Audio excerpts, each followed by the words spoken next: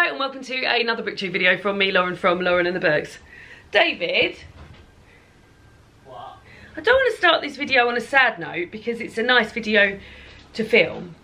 Yeah. But I really do miss having Minnie just sitting here, don't you? It is very sad.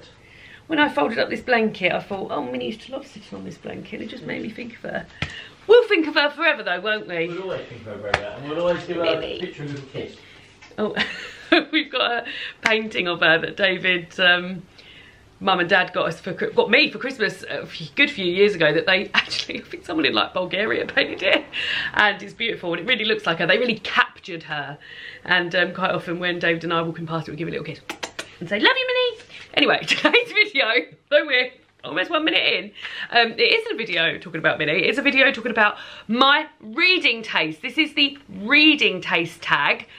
I love a chatty tag where you delve into something more, something you love even more. So I love reading. I've made a whole YouTube channel about it. And this is me talking about how much I love reading and my reading tastes, which I think is a great video. I've really enjoyed watching the videos of it. And I think it's really, really good questions that got me thinking, and my answer to the first question had changed by the time I got to the end question. So yeah, I really enjoyed prepping for this video, and hopefully I'm going to enjoy really filming it as well. I will link the original tag down below. David's just off to the shop to get some potatoes, mushrooms, and I've told him he can spend no more than £2 on a treat. £2 for both of us, like £2, so like £1 each basically. We'll see what comes back. Right, the first question, I will write all the questions down below and link the original tag. Love you, love you, love you.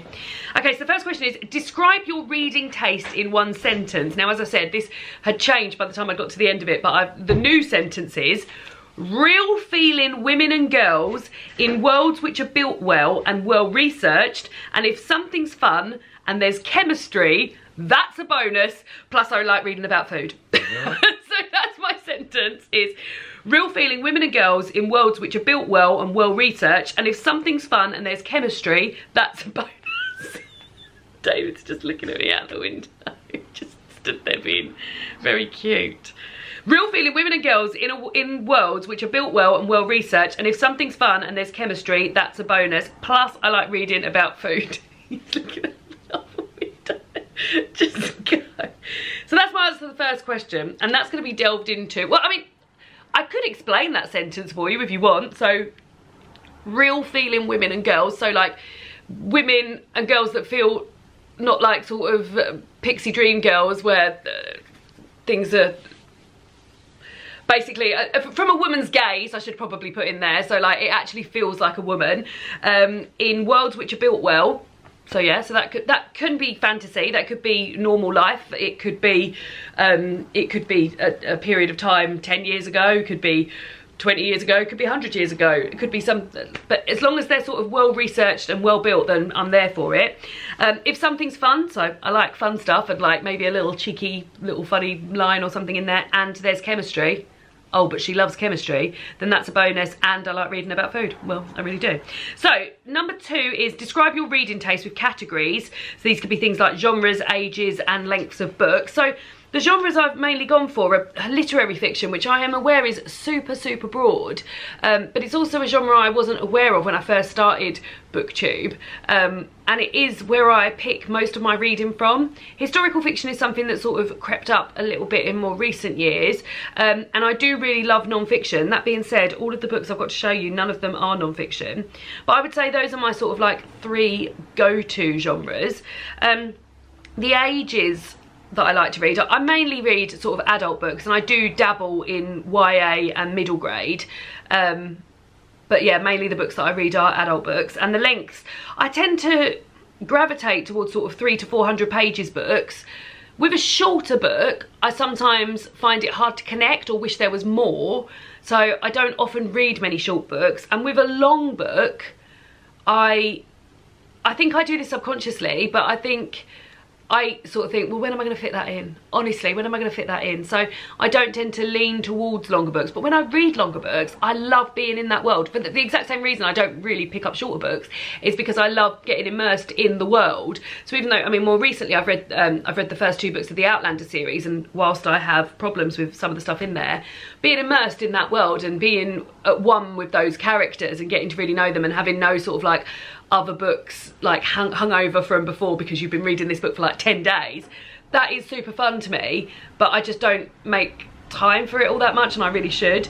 Number 3 is show a few books which represent your reading taste. So I've picked 6 here, and I think these really, really do represent my reading taste, so I'll go through them. So Big Bones by Laura Dockrill, Anne of Green Gables by Ellen Montgomery, Rebecca by Daphne du Maurier, Her Majesty's Royal Coven by Juno Dawson, Bridget Jones's Diary by Helen Fielding, and Queenie by Candice Carty-Williams. And I think there's so many things in here, like if this is representing my reading, there's so many books in here there's so many things in here which are similar in each book. So for example, like I find like Bridget Jones's Diary and Big Bones have got the sort of like humour and diary aspect, which I quite like reading.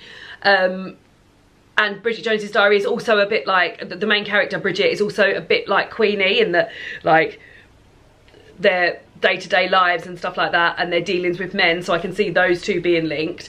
I love the world building in this Juno Dawson book, and the series, the second book I loved just as much as I loved the first one, and that feels the same as like how much I feel like the 90s is absolutely like, and the early noughties is just done spot on in Bridget Jones's Diary. Obviously I wasn't around for these times that these books were set, but the world, like, it feels so beautiful, and it's so evocative, like the descriptions in both of these books, both Rebecca and Anne of Green Gables. Like, I love hearing about what Manderley looks like, and I love hearing about Green Gables from the perspective of Anne and stuff like that. So I really, when I picked these off, also weirdly, quite a lot of them are pink, but when I picked these off I was like, oh, it's so pleasing that I've obviously got a taste, because there's many themes that are represented in a lot of these books. But yeah, I was quite happy with this pile being like representative of my taste. I wonder if I've left anything off or anything away, but yeah, absolutely loved those, and all by women as well, so there we go. Number 4 is a book you didn't like that seemed like it would be your taste. So I've got a book called, well, it was one that I didn't like because I reviewed it earlier this year, and excuse me, and I liked it, but I thought I was going to love it. And that's The Very Secret Society of Irregular Witches. And I listened to the audiobook of this. I actually owned the book. I'd bought a signed copy from Forbidden Planet, but ended up listening to the audiobook of it.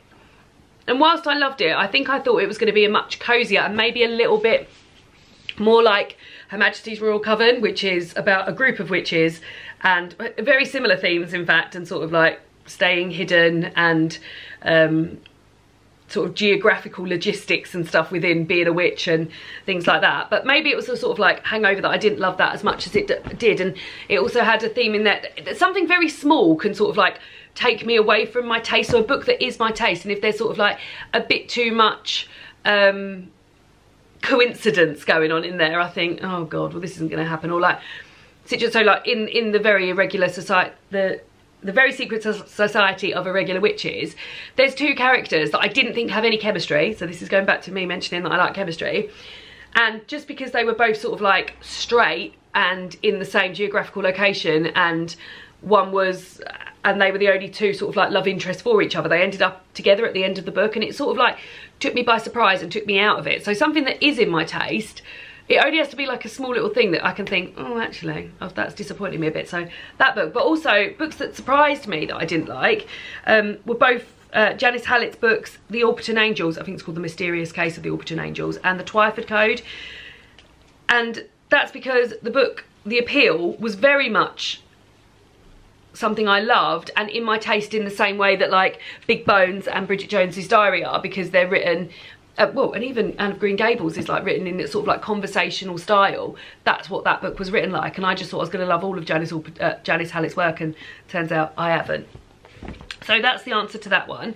Question is a book that you enjoyed that you didn't think would be your taste, and that's a poetry book, because I sort of laboured my way through poetry in school, not enjoying it at all, doing a lot of war poetry and a lot of poetry which I didn't really understand. A lot of stuff went over my head.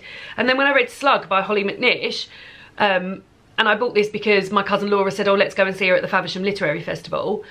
This was an actual revelation to me. And you know when you're reading something that you really don't think you're going to get on with, and then literally it feels like doors in your brain are opening up. This is how I felt about it, and this has made poetry as a whole, this has been sort of like a gateway thing for me of immersing myself more in it. And it's because it's Holly like setting up the situation for the poems. You have the poem, and then afterwards sort of like summing up and saying, and that's what I meant by that poem. And that's all I needed to enjoy poetry.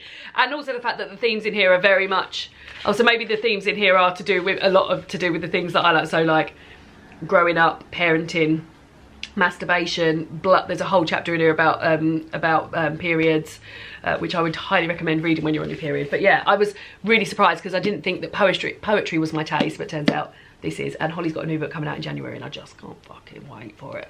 I'm due a reread of this actually. This was my best book of 2022, and it is due a respectful reread. There we go. Show us some books on your TBR that seem like they would be exactly your taste. So I've got 3 books here.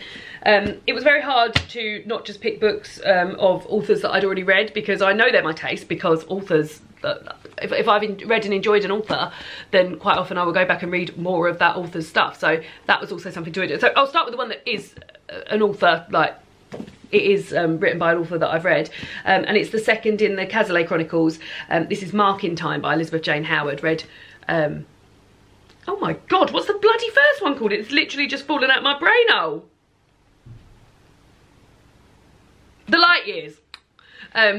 And I didn't know what anything was what that was about, but having read that, I know that this is going to be to my taste, because it's got a lot of very well written women and girls in it, which is something that I like. A very well researched period of history. Everything feels very real. The conversations feel like real people having them, and it's written very sort of like short and snappy, in the same way maybe it's not written in diary entries, but it has that sort of like vibe to it. And we're hearing about different people from different points of view. Multiple perspectives is also something that I'm really into. Should have included that in my sentence as well. Really like multiple perspectives, and this is the absolute epitome of multiple perspectives. You're literally hearing like multiple perspective for about 2 paragraphs, then you move on to somebody else, then you move on to somebody else, then you move on to somebody else. And I love hearing about other characters from other characters' point of view as well, and that all just being amalgamated in here. Great book. So love the first one, and like know now that is my taste, and this is going to be my taste. I picked this one, Everything's Fine by Cecilia Rabess, because chemistry, and I do like it when there's chemistry between people, and that doesn't necessarily have to be like sexy chemistry or like romantic chemistry. It can be like mates having a really good time. That's something I really like in Queenie as well. Like Queenie and her friends, the chemistry they have between them is real and fun and electrified. Although Queenie deals with like some really, really tough topics, I love the chemistry between the mateys in there. But this is a romantic chemistry, and this is about Jess and Josh meeting at an Ivy League college. It says, here we go, I'll read you the blurb because there's many things in here that I think I'm going to really enjoy. When Jess first meets Josh at their Ivy League college, she dislikes him immediately, an entitled guy in chinos ready to take over the world. Meanwhile, Jess is almost always the only black woman in their class, and Josh can't accept that life might be easier for him because he's white. After graduating, Jess and Josh end up working together in the same investment bank. As they lunch, spar and pick each other's brains, Jess begins to see Josh in a different light. That chemistry I was talking about. Soon their tempestuous friendship turns into an electrifying romance that shocks them both, and Jess finds herself questioning who she really is and whether she's willing to compromise that for love. And yeah, this is told from the perspective of 2 different people, and it's got chemistry in there, and it sounds as though it's going to be a bit fun. So that's where that comes from. Then I've got Weyward by Amelia Hart. Again, women in different, like women, well-written women, and this is from multiple perspectives. I really should have included multiple perspectives in that paragraph, in that sentence, but this is about Kate in 2019, Violet in 1942, and Alta in 1619. That sort of like triple perspective thing really reminds me of The Bass Rock, which is a book I read a couple of years ago and loved.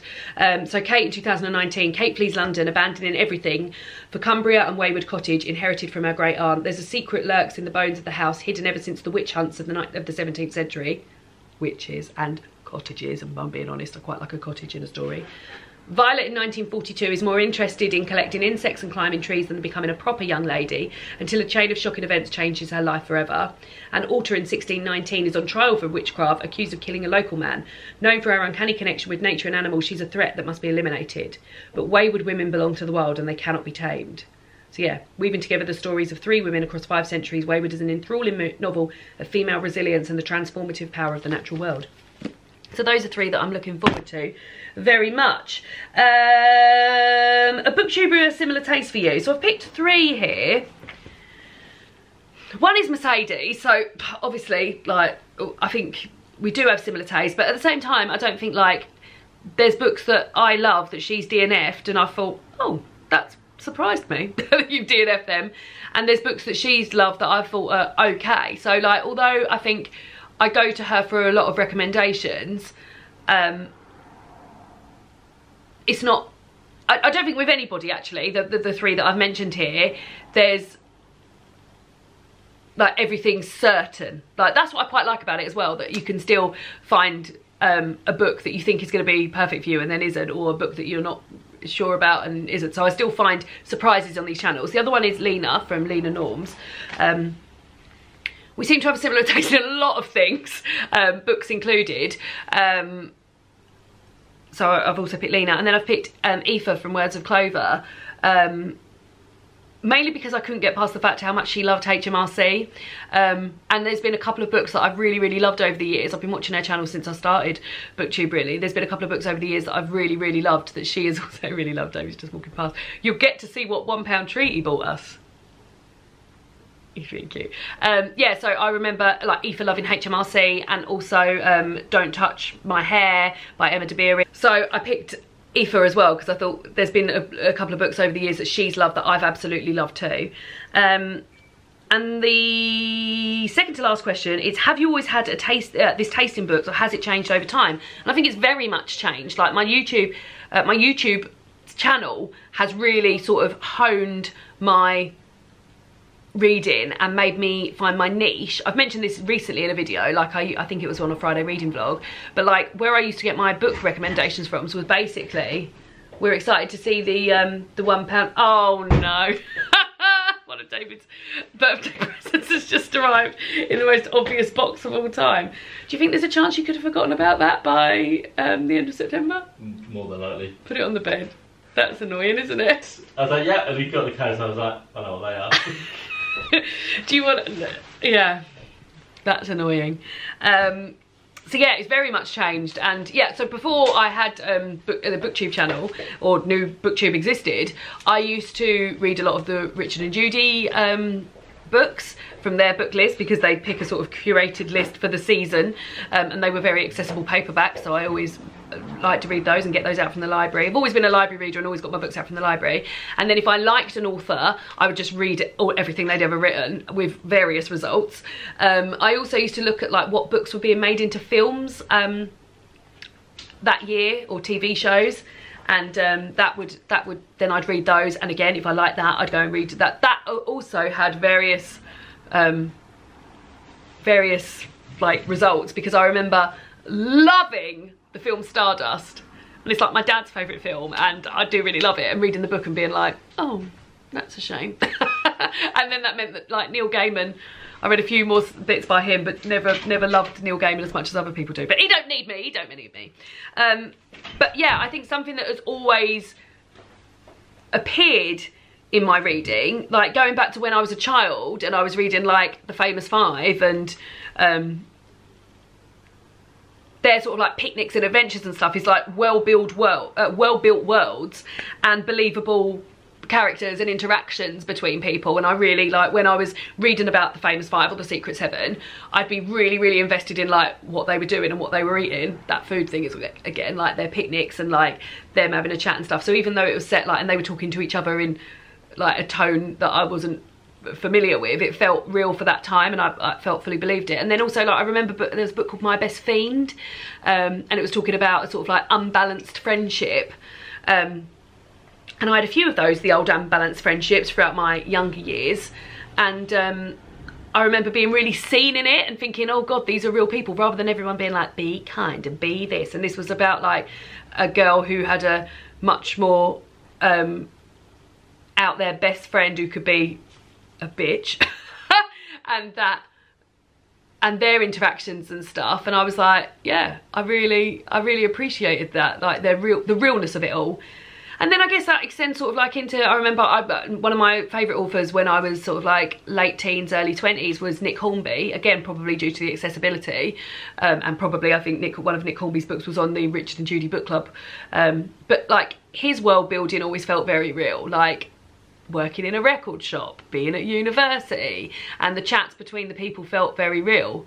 So yeah, well-built worlds and real interactions has always been something that I've been into. So there we go.